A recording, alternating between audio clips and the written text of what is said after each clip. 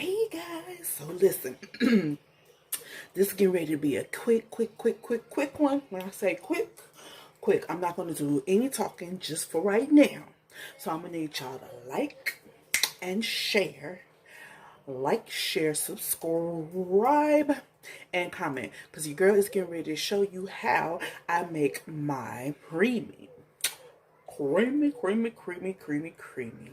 apples and cucumber salad. So I just need y'all to dive down with me. Dive down. We're just gonna be looking down. Y'all in a second.